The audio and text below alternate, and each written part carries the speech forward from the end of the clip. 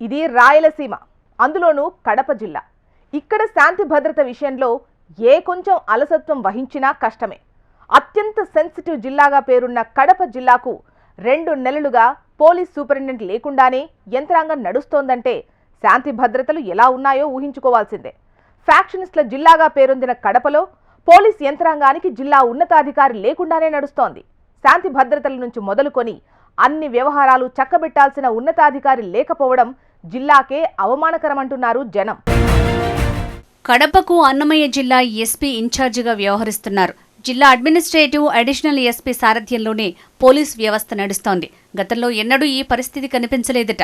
2 నెలల క్రితం వరకు ఎస్పీగా ఉన్న హర్షవర్ధన్ రాజు వైసీపీ సోషల్ మీడియా కార్యకర్త వర్రా రవీందర్ రెడ్డి పట్ల నిర్లక్ష్యంగా వ్యవహరించాడనే కారణంతో డీజీపీ ఆఫీసులో రిపోర్టు చేయాలని ఆదేశించారు ఉన్నతాధికారులు. అప్పటి నుంచి ఇప్పటి వరకు జిల్లాకు ఎస్పీ లేకపోవటం, జిల్లాలో కొంతమంది ఎస్ఐలు, ఇన్స్పెక్టర్లు ఇష్టారాజ్యంగా వ్యవహరించడం, శాంతి భద్రతల పరిస్థితి గురించి అడిగేవాడే లేకుండా తయారైందట. దీంతో పోలీసు ఉన్నతాధికారులపై పెద్ద ఎత్తున విమర్శలొస్తున్నాయి. అంతేకాదు ప్రతిష్టాత్మకమైన పోలీస్ కానిస్టేబుల్ సెలక్షన్స్ కూడా రెగ్యులర్ ఎస్పీ లేకుండానే సాగటం జిల్లాలో చర్చనీయాంశమైంది. ఒకప్పటి ఉమ్మడి కడప జిల్లా, నేటి వైఎస్ఆర్సీపీ జిల్లాలో ఫ్యాక్షనిస్టుల ప్రభావం కొంత తగ్గుముఖం పట్టిన నేరాల విషయంలో మాత్రం మామూలుగానే ఉంది. కడప జిల్లాకు మొదటి నుంచి మంచి ఎఫెక్టివ్ అధికారుల్ని ఎస్పీలుగా పంపేవారు. గతంలో ఉమేష్ చంద్ర, ద్వారకా తిరుమలరావు, పిహెచ్డి రామకృష్ణ వంటి వారు ఈ జిల్లాకు ఎస్పీలుగా పనిచేశారు. వారు తమదైన ముద్రను వేసి శాంతి భద్రతల్ని పరిరక్షించేందుకు అహర్నిశలు కృషి చేశారు. గత వైసీపీ ప్రభుత్వంలో అన్బురాజన్ 4 సంవత్సరాలకు పైగా ఎస్పీగా కొనసాగారు. అనంతరం వచ్చిన సిద్ధార్థ కౌశల్ 2024 ఎన్నికల తర్వాత బదిలీపై వెళ్లారు. ఆయన ప్లేస్లో నిజాయితీపరుడిగా, మంచి అడ్మినిస్ట్రేటర్గా పేరు పొందిన హర్షవర్ధన్ రాజును కడప ఎస్పీగా నియమించారు.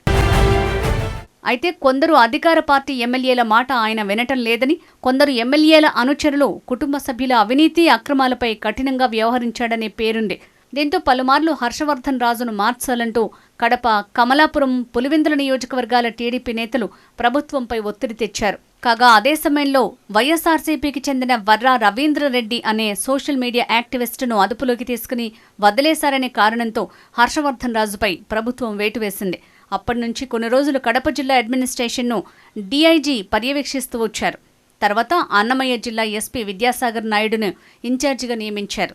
అప్పటి నుంచి 2 నెలలు కావస్తున్న రెగ్యులర్ ఎస్పీని నియమించలేదు. దీంతో జిల్లాలో కొన్ని ప్రాంతాల్లోని అధికార పార్టీ నేతలు ఆడిందే ఆట, పాడిందే పాటగా సాగుతోందట.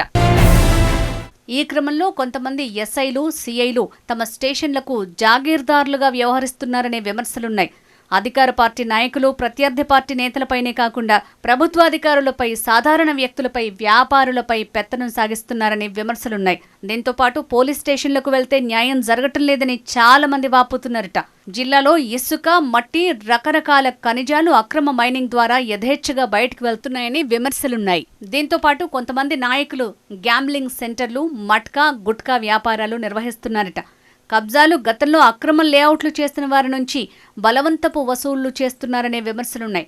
వరుస దొంగతనాలు, దౌర్జన్యాలు, నిబంధనలకు విరుద్ధంగా మద్యం వ్యాపారాలు యథేచ్ఛగా సాగుతున్నాయన్నది బహిరంగ రహస్యం. నాయకుల అనుమతి లేకుండా ఎవరైనా మద్యం వ్యాపారం లైసెన్సులు పొందితే వారి లైసెన్సులు అధికార పార్టీ నేతలకు అప్పజెప్పిపోవాలన్న పరిస్థితి కొనసాగుతోందనే విమర్శలున్నాయి. అంతేకాదు రిజిస్టర్ భూముల్లో కూడా లిటిగేషన్ క్రియేట్ చేసి తమ వ్యాపారాలను చక్కబెట్టుకుంటున్నారనే బలమైన విమర్శలు కూడా ఉన్నాయి. ఓవైపు ముఖ్యమంత్రి పదే పదే చెప్తున్న మాటలకు ఇక్కడ అమలవుతున్న పరిస్థితులకు పొంతనే కనిపించడం లేదని ఆ పార్టీ కార్యకర్తలే చెప్పుకుంటున్నారట. ఏదేమైనా జిల్లాలో శాంతి భద్రతలను పరిరక్షించే ఓ రెగ్యులర్ ఐపీఎస్ అధికారిని నియమించకపోవటం వెనుక ఆంతర్యమేంటో అంతు చిక్కటం లేదు.